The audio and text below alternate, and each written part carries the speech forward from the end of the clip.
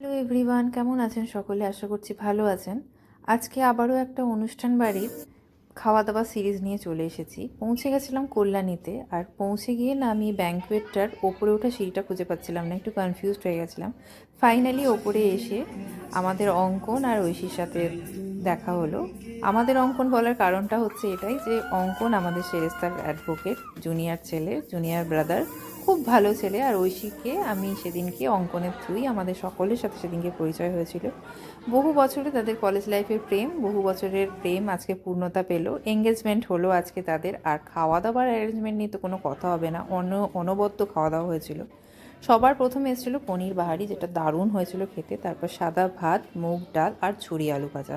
এটা নিয়ে নতুন করে কি বলবো, অপূর্ব কম্বিনেশন। আমি তো পুরো ভাতটাই এটা দিয়ে খেয়ে নিতে পারি। তারপরে ছিল এঁচোড় চিংড়ি। এঁচোড় চিংড়ির মধ্যে চিংড়ির পরিমাণ কিন্তু যথেষ্ট ভালো ছিল। তারপরে ছিল একটা নতুন আইটেম, সেটা হলো এই ফয়েলে মোড়া সর্ষে ভাপা কাতলা। দারুণ খেতে লাগছিল, দারুণ, জাস্ট অনবদ্য। সবাইকেই পেটির পিস দিয়েছিল, খুব সুন্দর খেতে হয়েছিল। বাসন্তী পোলাও, মাটন তো সবাই খায়, অনেক দিন ধরে খাচ্ছি প্রত্যেকটা বিয়েবাড়িতেই, কিন্তু এখানে খেলাম ফ্রাইড রাইসের সাথে মাটন। ফ্রাইড রাইসটাও ভালো হয়েছিল, মাটনটাও যথেষ্ট সুসিদ্ধ হয়েছিল, খুব ভালো লেগেছিল।